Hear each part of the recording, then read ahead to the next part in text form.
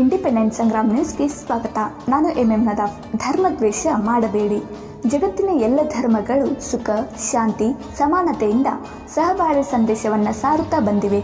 ನಮ್ಮ ಭಾರತ ದೇಶದಲ್ಲಿ ಎಲ್ಲ ಜಾತಿ, ಧರ್ಮ, ಜನಾಂಗದವರು ಸೌಹಾರ್ದತೆಯಿಂದ ಬಾಳಬೇಕೆಂದು ಡಾಕ್ಟರ್ ಚಂದ್ರಶೇಖರ್ ಶಿವಯೋಗಿ ರಾಜೇಂದ್ರ ಸ್ವಾಮೀಜಿಗಳು ಕರೆ ನೀಡಿದರು. ಅವರು ಧಾರವಾಡ ನಗರದ ಪಠಾಣ್ ಸಭಾಭವನದಲ್ಲಿ ವಕೀಲರಾದ ಎ ಪಠಾಣ್ ರವರು ಈದ್ ಮಿಲನ್ ಕಾರ್ಯಕ್ರಮದ ಮುಖ್ಯ ಅತಿಥಿಗಳಾಗಿ ಆಗಮಿಸಿ ಮಾತನಾಡಿದರು. ಭಾಷಾಪೀಠ್ ಮಾತನಾಡಿ, ಹಿಂದೂ ಮುಸ್ಲಿಂ ಕೋಮು ಸೌಹಾರ್ದತೆ ಸಾರುವ ರಂಜಾನ್ ಹಬ್ಬ ಮತ್ತು ಬಸವ ಜಯಂತಿ ಕೂಡಿ ಬರುವುದು ಭಾವೈಕ್ಯತೆಯ ಸಂದೇಶ ಎಂದು ಹೇಳಿದರು.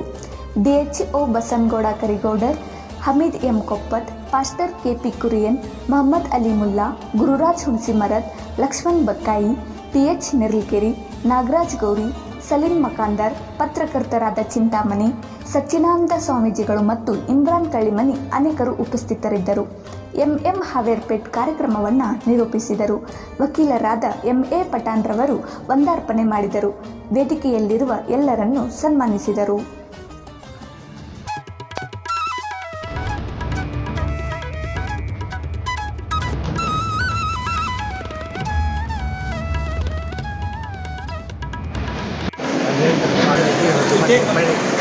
इनकी ओर से राष्ट्रीय संदेश ಧರ್ಮದ ವಿಷಯ ಬಂದಾಗ, ಧರ್ಮಗುರುಗಳ ವಿಷಯ ಬಂದಾಗ ಧರ್ಮವನ್ನೇ ಮಾತಾಡಬೇಕು. ಬೆಳಗಿನ ವಿಷಯ ಬಂದಾಗ ಬೆಳಗಾದ ವಿಷಯವನ್ನೇ ಮಾತಾಡಬೇಕು. ಕತ್ತಲ ವಿಷಯ ಬಂದಾಗ ಕತ್ತಲ ವಿಷಯವನ್ನೇ ಮಾತಾಡಬೇಕು. ಈ ಜಗತ್ತಿನಲ್ಲಿ ಹಲವಾರು ಧರ್ಮಗಳಿದ್ದಾವೆ. ಪ್ರಮುಖವಾಗಿ ಜೈನ ಎಲ್ಲ ಧರ್ಮಗಳು ಒಳ್ಳೆಯದನ್ನು ಹೇಳ್ತಾವೆ. ಧರ್ಮ ಅಂತಕ್ಕಂಥದ್ದನ್ನು ಹೇಳೋದು. ಈಗ ರಾಮನು ಅವನೇ, ರಹೀಮನು ಅವನೇ, ಅಲ್ಲಾನು ಅವನೇ, ಅಲ್ಲಮನು ಅವನೇ. ಅದಕ್ಕೆ ಭಗವಾನ್ एक ही है, संदेश राज्य का संदेश एक ही है. ಭಗವಾನ್ एक ही है, ನಾಮ ಅದಾರೆ. ಅದಕ್ಕೆ ಜಗತ್ತಿನಲ್ಲಿ ಒಳ್ಳೆಯವರು ಅದಾರೆ, ಕೆಟ್ಟವರು ಅದಾರೆ. ನಾನು ಆಗಲೇ 730 ಕೋಟಿ ಜನಸಂಖ್ಯೆಯನ್ನು ವರ್ಗೀಕರಣ ಮಾಡಿ ಹೇಳಿದೆ. ಸ್ವತಂತ್ರವಾದ ತಳಿಗಳದಾವು, ಪರತಂತ್ರವಾದ ತಳಿಗಳದಾವು, ಸ್ವತಂತ್ರವಾದ ತಳಿಗಳದಾವು, ಆಮೇಲೆ ಸ್ವತಂತ್ರವಾದ ತಳಿಗಳದಾವು.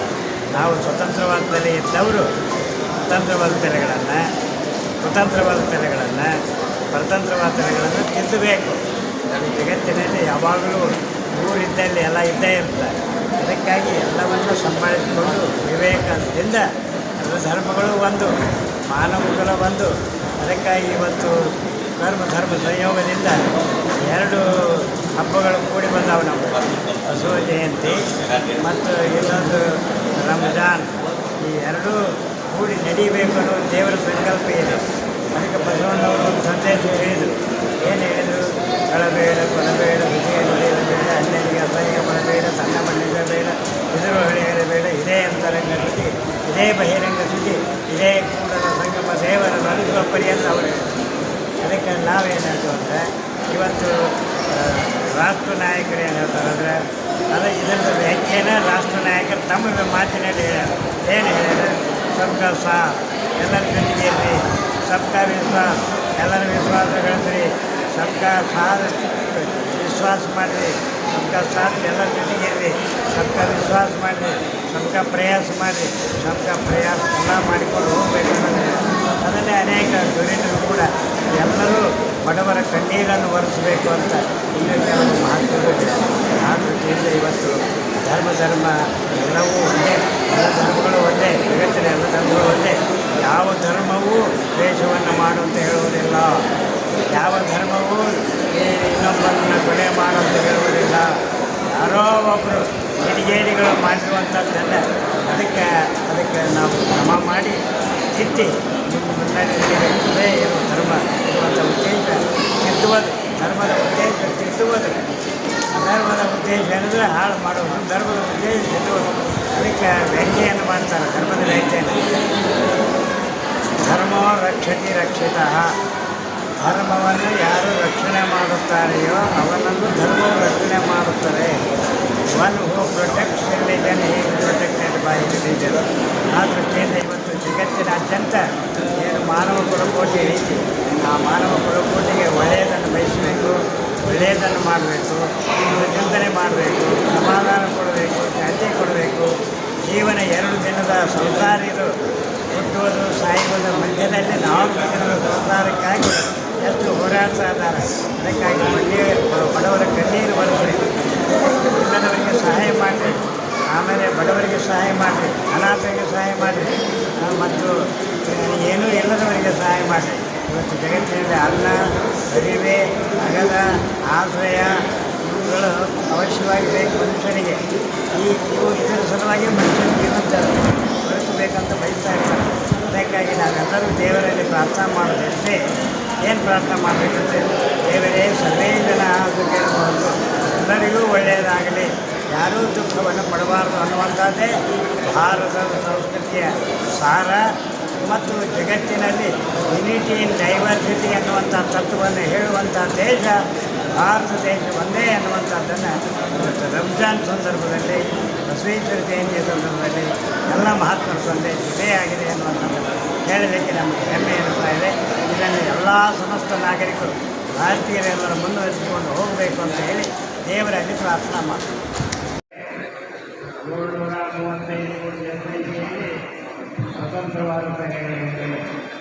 ನಾವೆಲ್ಲ ಈಗ ಸ್ವತಂತ್ರವಾದ ತೆರೆ ಇದ್ದಾವೆ, ಸ್ವತಂತ್ರವಾದ ತೆರೆ ಇದ್ದಾವೆ. ಸ್ವತಂತ್ರವಾದ ತೆರೆ ಅಂದರೆ ನನಗೂ ತಿಳಿಯುವುದಿಲ್ಲ, ಇನ್ನೊಬ್ಬರು ಹೇಳುವುದನ್ನು ಕೇಳುವುದಿಲ್ಲ. ಸ್ವತಂತ್ರವಾದ ತೆರೆ ಇದು ಒಟ್ಟಾರೆ ಜಾಗತಿಕವಾಗಿ ಹೇಳುವಂಥ ಮಾತು, ಗ್ಲೋಬಲೈಸೇಷನ್ ಆಗಿದೆ.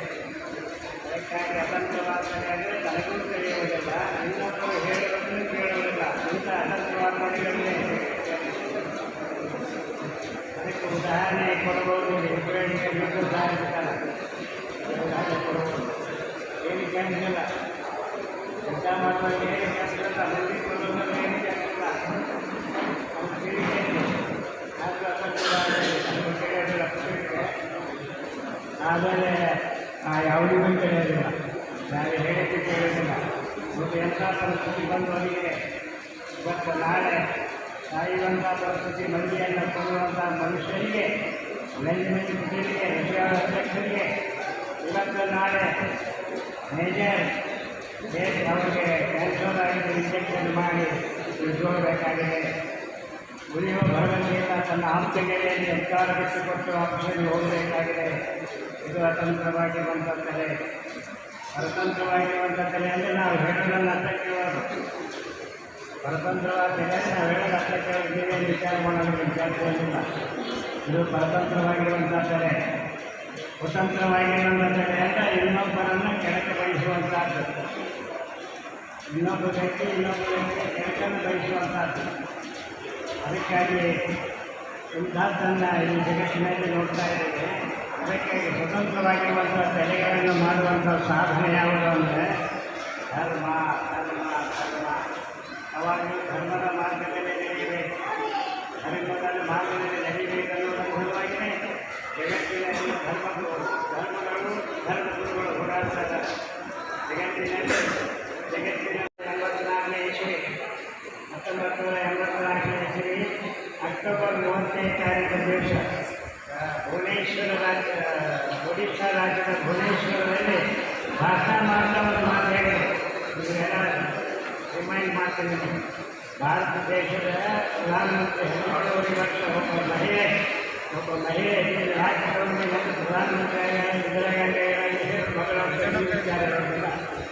ಇವತ್ತು ಜನ್ನತ್ ಕಹಾ ಹೈ ಅಂತ ಹೇಳಿದರೆ ಸ್ವರ್ಗ ಏನಿದೆ ಅಂದರೆ ಸ್ವರ್ಗ ವಹಾ ಭೀ ನಹೀ ಯಹಾ ಭೀ ನಹೀ, ಮಾತಾ ಮಾँ के पाँव के नीचे है, ತಾಯಿಯ ಪದತಲದಲ್ಲಿ ಸ್ವರ್ಗ ಇದೆ ಅನ್ನುವಂಥ ಮಾತನ್ನು ನೆನಪು ಸಲುವಾಗಿ ಇಂದಿರಾ ಗಾಂಧಿ ಮಾತನ್ನು ನೆನಪು ಮಾಡಿಕೊಂಡು ಅವರು 94ನೇ ಇಸ್ವಿ ಅಕ್ಟೋಬರ್ 30ನೇ ತಾರೀಕಿನ ದಿವಸ ಒಡಿಶಾ ರಾಜ್ಯದ ಭುವನೇಶ್ವರ ನಗರದಲ್ಲಿ ಭಾಷಣ ಮಾಡ್ತಾ ಅಡ್ರೆಸ್ ಮಾಡ್ತಾ ಒಂದು ಮಾತನ್ನು ಹೇಳಿದ್ದಾರೆ. ರಿಮೈಂಡ್ ಮಾಡ್ತೀನಿ.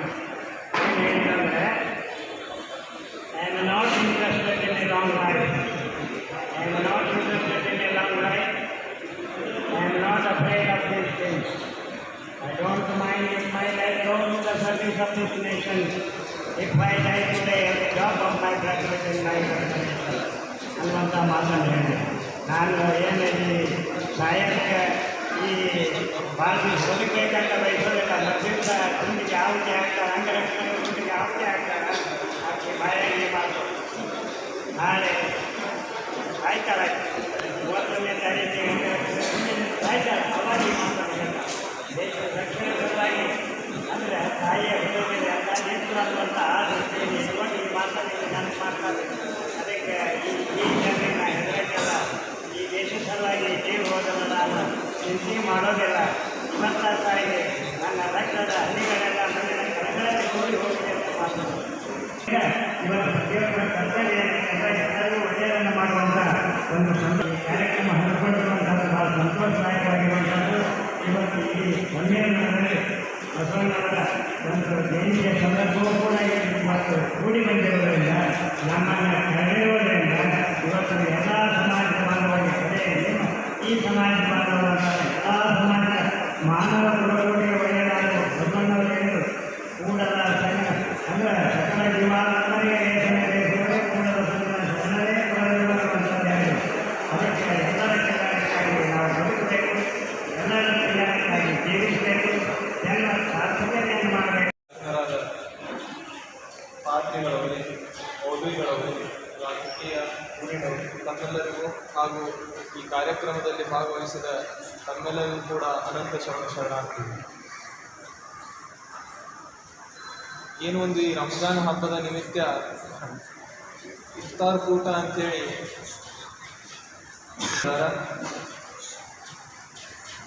ಈ ಹಬ್ಬಗಳು ಯಾಕೆ ಬರ್ತಾವ ಅಂತಂದ್ರೆ ಮಾನವನ ಜೀವನದೊಳಗೆ ಹಲವಾರು ದಿನನಿತ್ಯದ ಕಾರ್ಯಗಳಲ್ಲಿ ನಾವು ತೊಡಗಿರ್ತೇವೆ.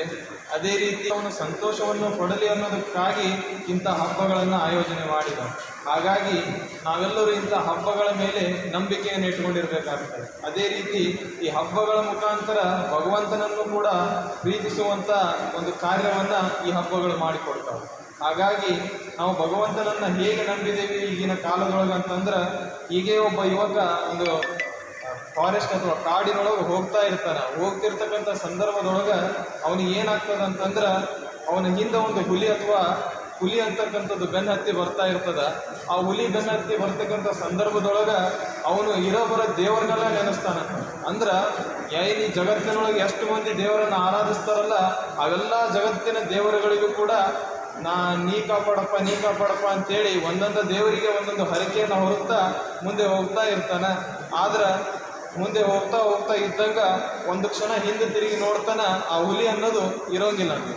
ಆ ಹುಲಿ ಅನ್ನೋದು ಇಲ್ಲದಾದಾಗ ಅವನು ಮುಂದೆ ಬಂದು ಒಂದು ಕಡೆ ನಿಂತು ಕೇಳ್ತಾನೆ, ಈಗ ಇಷ್ಟೆಲ್ಲ ದೇವರನ್ನು ನಾನು ಪ್ರಾರ್ಥನೆ ಮಾಡಿದೆ, ಈಗ ಯಾವ ದೇವರಿಗೆ ಹರಕೆ ತೀರಿಸೋದು ಅಂತೇಳಿ. ಈ ಯಾವ ದೇವರಿಗೆ ಹರಕೆ ತೀರಿಸೋದು ಅಂತೇಳಿ ಆ ಭಕ್ತನಿಗೆ ಸಮಸ್ಯೆ ಉಂಟಾಗ್ತದೆ. ಹಾಗಾಗಿ ಏನಾಗಲಿ ನಾವು ಉಳಿದಿದ್ದ ಒಂದು ದೊಡ್ಡ ಪುಣ್ಯ, ಹಾಗಾಗಿ ಯಾವ ದೇವರಿಗೂ ಕೂಡ ಏನೋ ಅರ್ಪಿಸೋದು ಬೇಡ ಅಂತೇಳಿ ಸುಮ್ಮನಾಗ್ಬಿಟ್ನಂತ ಆ ಹುಲಿ ಪ್ರತ್ಯಕ್ಷ ಆಗಿ ಅವನು ಮುಂದೆ ಬಂದಿರ್ತಾನೆ.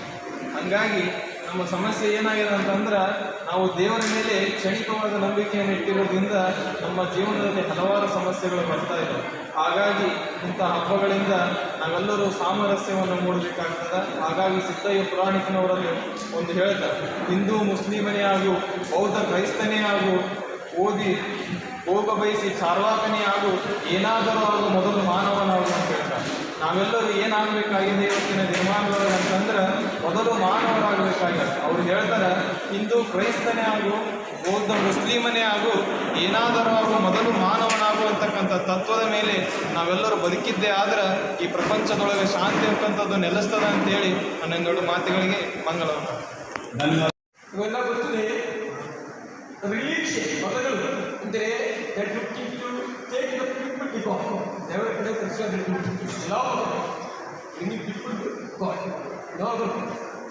ಅದರಲ್ಲಿ ಫಸ್ಟ್ ಇದೆ, ಹೆಲ್ಪಿಂಗ್ ಇದೆ, ಟೀಚಿಂಗ್ ಇವೆಲ್ಲ ಬರುತ್ತೆ. The ultimate purpose to show the God develop along all religion. There is no family. I think this is the only one nation world of the whole world religion living together.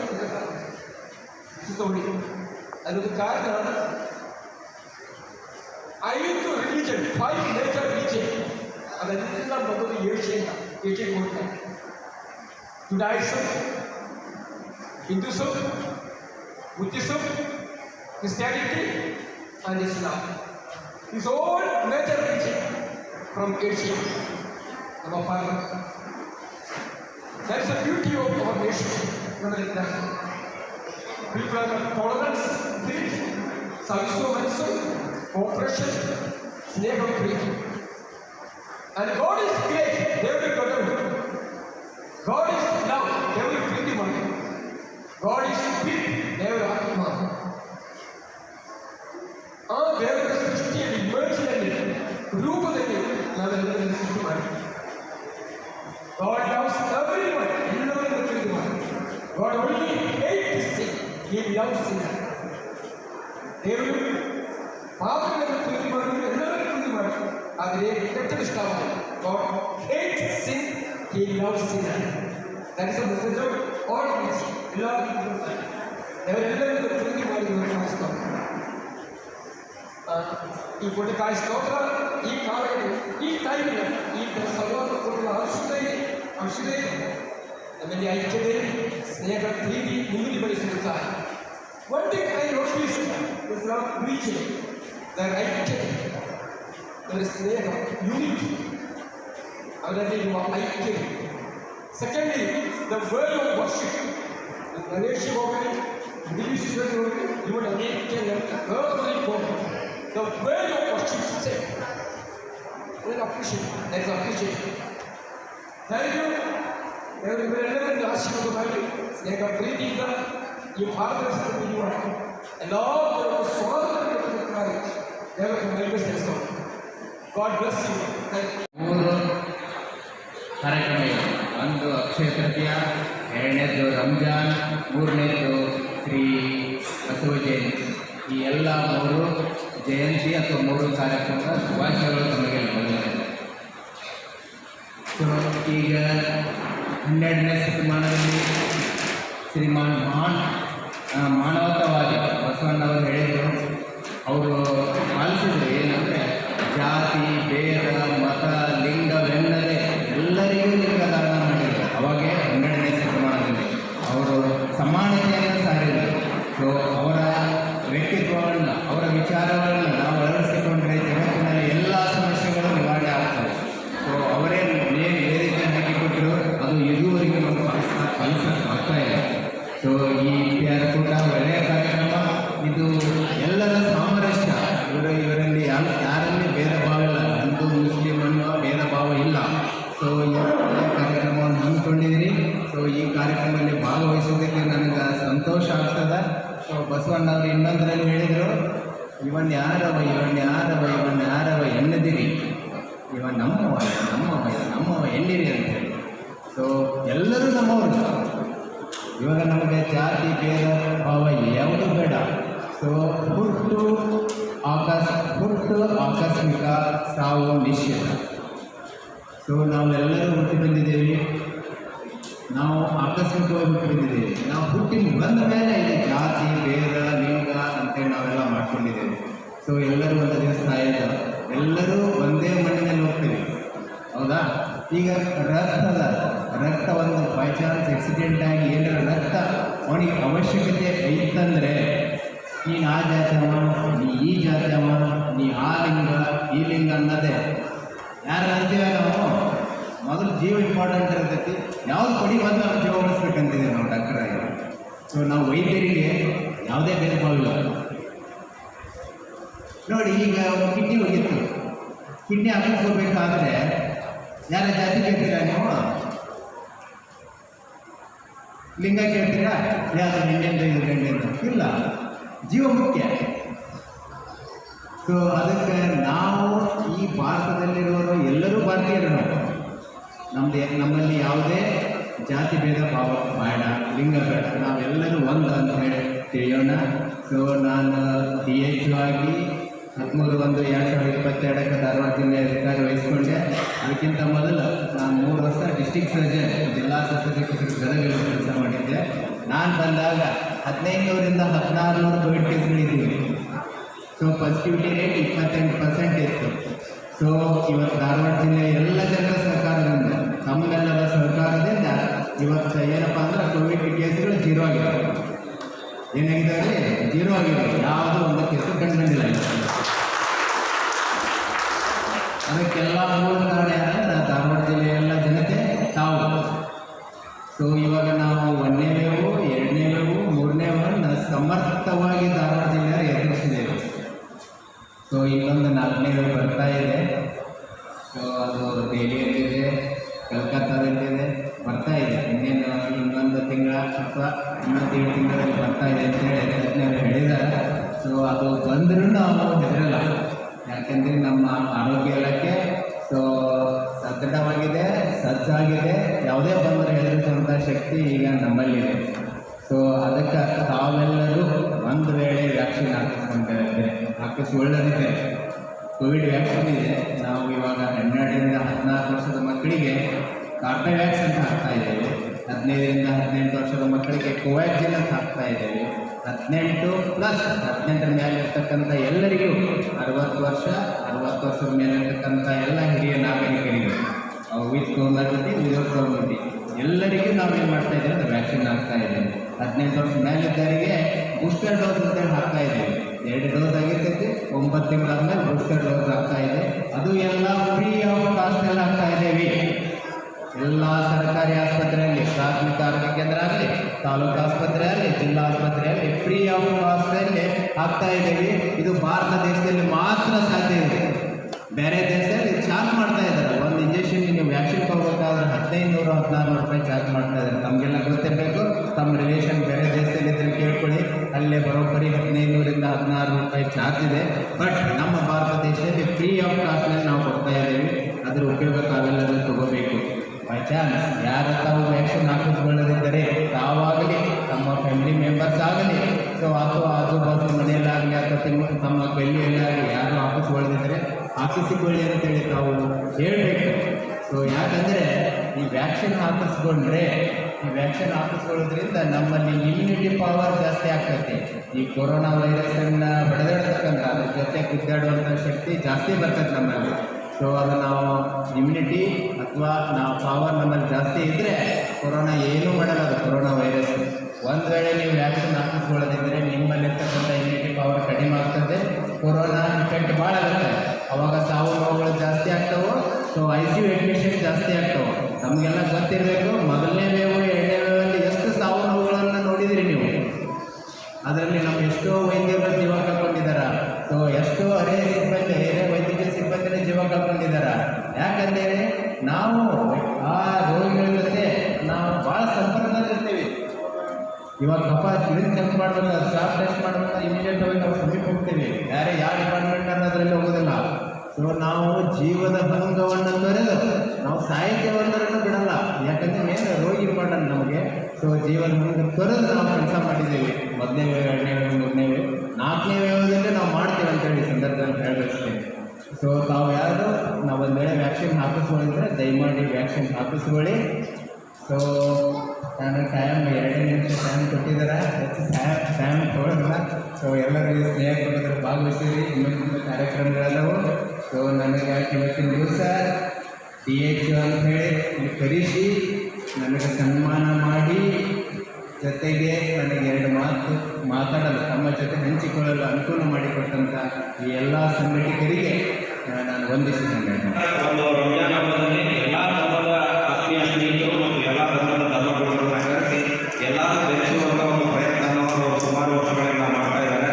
ಇವತ್ತು ನಾವು ಶಾರ್ಟಾಗಿ 2 ನಿಮಿಷದಲ್ಲಿ ನಾನು ಭಾಷಣವನ್ನು ಮುಗಿಸ್ತೀನಿ. ನಾವು ಇಡೀ ಜಗತ್ತಿನ ಭೂಪಟವನ್ನು ನೋಡಿದಾಗ ಕೆಲವೊಂದು ಕಂಟ್ರಿಗಳು, ಯುರೋಪ್ ಕಂಟ್ರಿ ನೋಡಿದಾಗ ಓವಾಗಿ ಪೂರ್ತಿ ಕ್ರಿಶ್ಚಿಯನ್ ಜನಾಂಗವನ್ನು ನಾವು ನೋಡ್ತೀವಿ. ಈ ಕಡೆ ನಾವು ಕುವೈಟ್, ಅರಬಿಕ್ ಕಂಟ್ರಿಗಳನ್ನು ನೋಡಿದಾಗ ಪೂರ್ತಿ ಮುಸ್ಲಿಂ ಧರ್ಮದ ಜನಾಂಗಗಳನ್ನು ನೋಡ್ತೀವಿ. ಜಗತ್ತಿನಲ್ಲಿ ಎಲ್ಲ ಧರ್ಮದವರು ಸೌಹಾರ್ದತೆಯಲ್ಲಿರುವಂಥ ಏಕೈಕ ದೇಶ ಯಾವಾಗಲೂ ಇದ್ದರೆ ಅದು ಭಾರತ ದೇಶ ಅಂತ ಹೇಳಲಿಕ್ಕೆ ಇಚ್ಛೆಪಡ್ತೀನಿ. ಇದು ಭೂಪಟದಲ್ಲಿ ಏಕೈಕ ಒಂದೇವಾದ ದೇಶ. ಇಲ್ಲಿ ಎಲ್ಲ ಸುಮಾರು ಸಾವಿರಾರು ಜಾತಿಯ ಸಾವಿರಾರು ಧರ್ಮದ ಜನಾಂಗದವರ ಪ್ರಕಾರ ಈ ಥರದ ಒಂದು ಜನಾಂಗ ಶಾಂತಿಯಿಂದ, ಸೌಹಾರ್ದತೆಯಿಂದ ಪ್ರತಿಯೊಬ್ಬರೂ ಒಂದೊಂದು ರೀತಿಯಿಂದ ಅವರ ಧರ್ಮದ ಪ್ರಕಾರ ಒಂದು ಹಬ್ಬ ಆಚರಣೆಗಳನ್ನು ಆಚರಿಸಿಕೊಂಡು ಶಾಂತತೆಯಿಂದ ಇರುವಂಥ ಒಂದು ದೇಶ ಇದ್ದರೆ ಭಾರತ ದೇಶ ಎಲ್ಲರೂ ಹೆಮ್ಮೆ ಪಡುವಂಥ ದೇಶ ಅಂತ ಹೇಳಲಿಕ್ಕೆ ಇಷ್ಟಪಡ್ತೀನಿ. ಇವತ್ತೇನುವಂಥ ಪವಿತ್ರ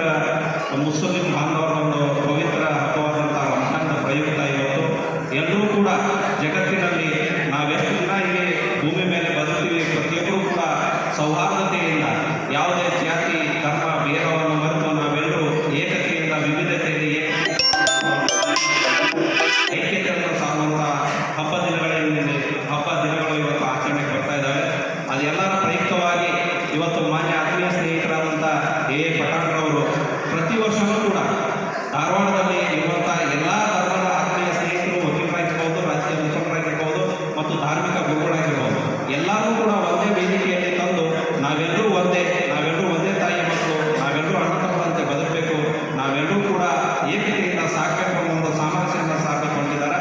ಈ ಕೆಲಸವನ್ನು ಪ್ರತಿಯೊಬ್ಬರು ಎಲ್ಲ ಸಮಾಜದಲ್ಲಿ ಪ್ರತಿಯೊಬ್ಬರು ಯುವ ಮುಖಂಡರು ಕೂಡ ಈ ಕೆಲಸವನ್ನು ನಾವು ಮಾಡಬೇಕಾಗಿದೆ. ಇವತ್ತಿನ ದಿನದಲ್ಲಿ ಭಾರತ ದೇಶ ಯುವ ದೇಶ ಅಂತ ಕರಿತೀವಿ. ಎಲ್ಲ ದೇಶಕ್ಕಿಂತ ಹೋಲಿಕೆ ಮಾಡಿದ ಭಾರತ ದೇಶ ವಿಭಿನ್ನ ದೇಶ ಇದೆ. ನಮ್ಮಲ್ಲಿ ನಾ ಈಗಾಗಲೇ ಹೇಳಿದಂತೆ ಸಾಕಷ್ಟು ಬೇರೆ ಬೇರೆ ರೀತಿಯ ಜನಾಂಗ ಇದೆ, ಜಾತಿ ಇದೆ, ಧರ್ಮ ಇದೆ.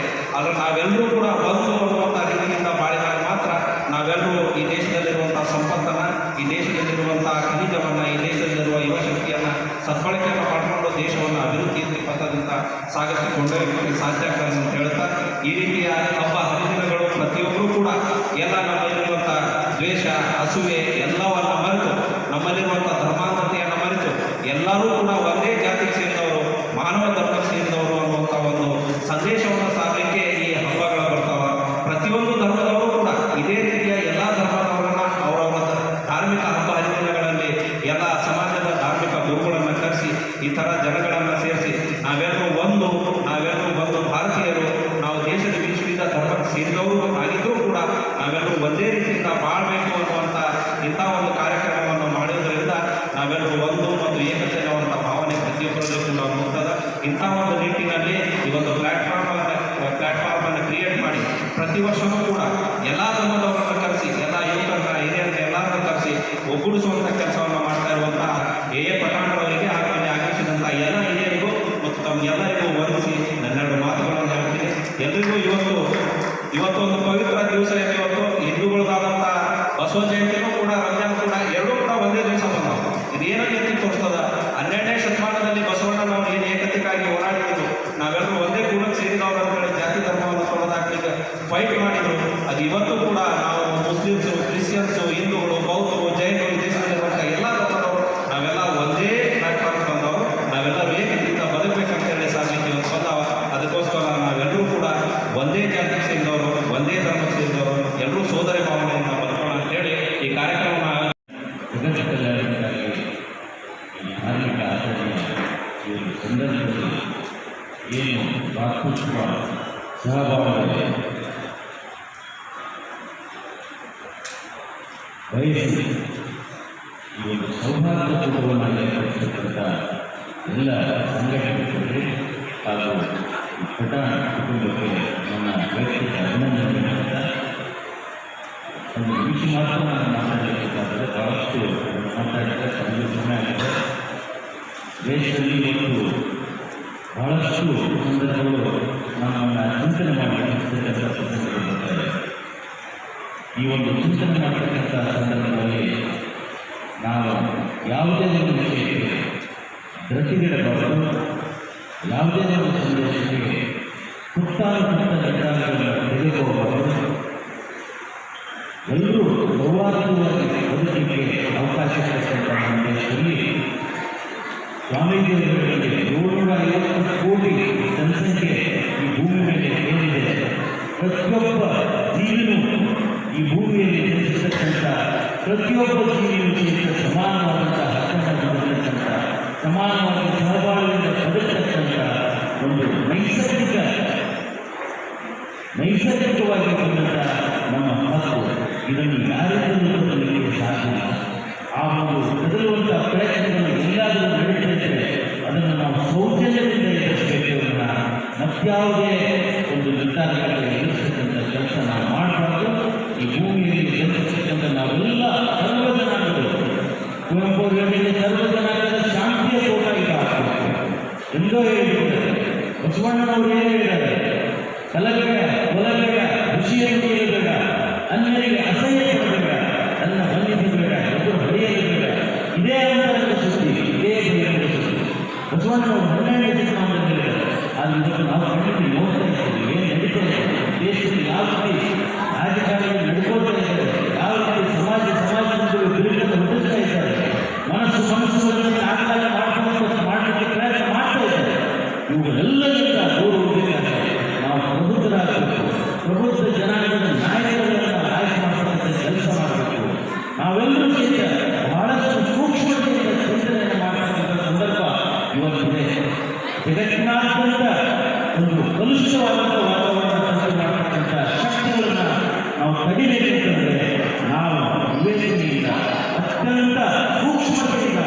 ಇವತ್ತು ಬದುಕನ್ನು ಎದುರಿಸಲಿಕ್ಕೆ ವಿವೇಚನೆ ಮಾಡ್ತಕ್ಕಂಥ ತಾತ್ಪರ್ಯ ಕಾಲ ಇದಾಗಿದೆ. ಇಂಥ ಒಂದು ಕಾಲಕ್ಕೆ ಸರಿಯಾಗಿ ಇವತ್ತು ಈ ಸಂಘಟಿಸಿದರು ಸರ್ವಧರ್ಮದ ಎಲ್ಲ ಗುರುಗಳನ್ನು, ನಾಯಕರುಗಳನ್ನು, ಎಲ್ಲ ಪಕ್ಷದ ನಾಯಕರುಗಳನ್ನು ತಂದಿದ್ದಾರೆ, ದಲಿತ ನಾಯಕರುಗಳನ್ನು ತಂದಿದ್ದಾರೆ, ಹಾಗೂ ಎಲ್ಲವೇ ಚೆನ್ನಾಗಿರ್ಬೋದು. ಆದರೆ ಪ್ರಬುದ್ಧವಾದಂಥ ಡಾಕ್ಟರ್ಗಳನ್ನ, ವಕೀಲರನ್ನ, ತಾಯಂದಿರನ್ನ ಎಲ್ಲರೂ ಇಲ್ಲಿ ಕರೆದು ಇದೊಂದು ಸಂದೇಶ ಕೊಡ್ತಾರೆ. ಹುಬ್ಬಳ್ಳಿ ಧಾರವಾಡ ನಗರಕ್ಕೆ ಅಷ್ಟೇ ಅಲ್ಲ, ಈ ಒಂದು ಸಂದೇಶ ಪ್ರತಿಯೊಬ್ಬ ನಾಗರಿಕರಿಗೂ ಸಹಿತ ನಾವು ಸೌಹಾರ್ದತೆಯಿಂದ, ಶಾಂತಿಯಿಂದ, ನಮ್ಮ ಬದುಕನ್ನು ನೆಮ್ಮದಿಯಿಂದ ಕಳೆಯಲಿಕ್ಕೆ ಒಂದು ವಾತಾವರಣ ನಿರ್ಮಾಣ ಮಾಡಿಕೊಳ್ಳಕ್ಕೆ ಒಂದು ಅವಕಾಶವನ್ನು ಈ ಒಂದು ವೇದಿಕೆ ಮಾಡಿಕೊಟ್ಟಿದೆ ಅನ್ನೋ ಭಾವನೆಯನ್ನು ವ್ಯಕ್ತಪಡಿಸಿ ಈ ಒಂದು ಸಂಘಟನೆ ಮಾಡ್ತಕ್ಕಂಥ ಎಲ್ಲರೂ ನನ್ನ ಕೃತಜ್ಞತೆಗಳನ್ನು ಸಲ್ಲಿಸಿ ಒಂದು ಮುಸ್ಲಿಂ ಅಪ್ಕೊಂಡು ಒಬ್ಬರನ್ನೊಬ್ಬರು ಪ್ರೀತಿಯಿಂದ ನಮ್ಮ ಊಟ ಮಾಡಿಸಿ ಕಲಿಸಿದಂಥವ್ರಿಗೆ ನಾವು ದ್ವೇಷ ಮಾಡೋದು ಸರಿನಾ? ಜಗತ್ತಿನಲ್ಲಿ ಇಂಥ ಒಂದು ಧರ್ಮವನ್ನು ನಿರ್ಮಾಣ ಆಗ್ತದೆ. ಪ್ರತಿಯೊಬ್ಬ ನಾಗರಿಕರ ಜವಾಬ್ದಾರಿ ಕಲಿಲಿಕ್ಕೆ ಎಲ್ಲ ವಾತಾವರಣ ನಿರ್ಮಾಣ ಆಗಲಿ ಭಗವಂತ ಅಂತ ಒಂದು ಸಮಯವನ್ನು ಕೊಡಲಿ ಅನ್ನುವಂಥ ಮಾತನ್ನು ಹೇಳಿ ಮತ್ತೊಮ್ಮೆ ತಮ್ಮೆಲ್ಲರಿಗೂ ಕೃತಜ್ಞತೆಗಳನ್ನು ಸಲ್ಲಿಸಿ ನನ್ನ ಎರಡು ಮಾತುಗಳನ್ನು ಮುಗಿಸ್ತೇನೆ. ಧನ್ಯವಾದ. Thank you. ನಮ್ಮ ಧರ್ಮದ ಓದಿ ಆಗಲೇ ನಾವು ಮಾತಾಡೋಕ್ಕಾಗಿಲ್ಲ.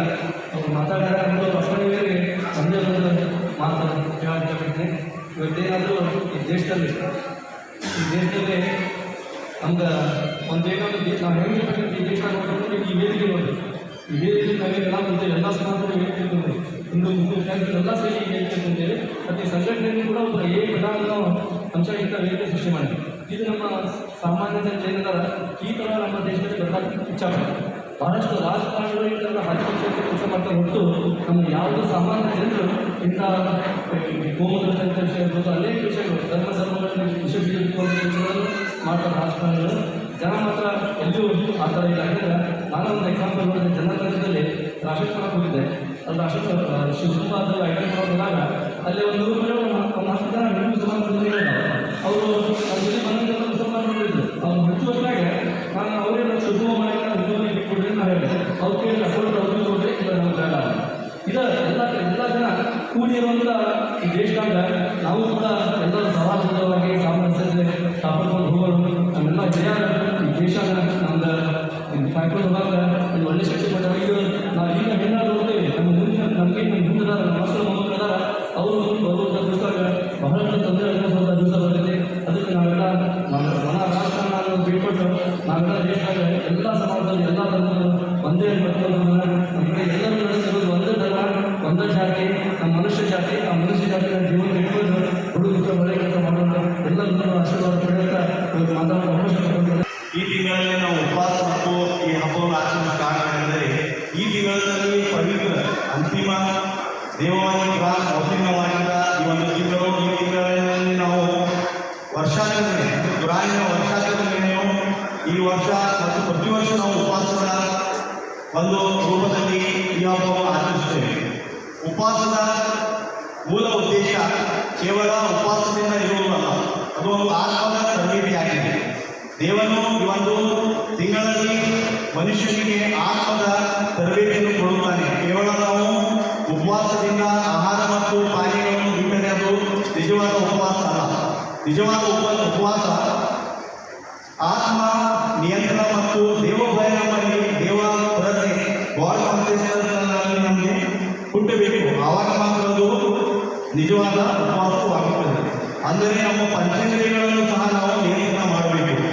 ದೇವರು ಹೇಳಿದ್ದಾನೆ, ಯಾವ ರೀತಿಯಾಗಿ ನೀವು ಕಣ್ಣನ್ನು ರಕ್ಷಿಸಬೇಕು, ಕಿವಿಯನ್ನು ರಕ್ಷಿಸಬೇಕು, ನಿಮ್ಮ ವಿಚಾರ ಆಚಾರ ಬಾಯಿ ಕಿವಿ ಕಾಲು ಕೈಗಳನ್ನು ರಕ್ಷಿಸಿದರೆ ಮಾತ್ರ ಅದು ನಿಜವಾದ ಉಪವಾಸವಾಗಲು ಸಾಧ್ಯ.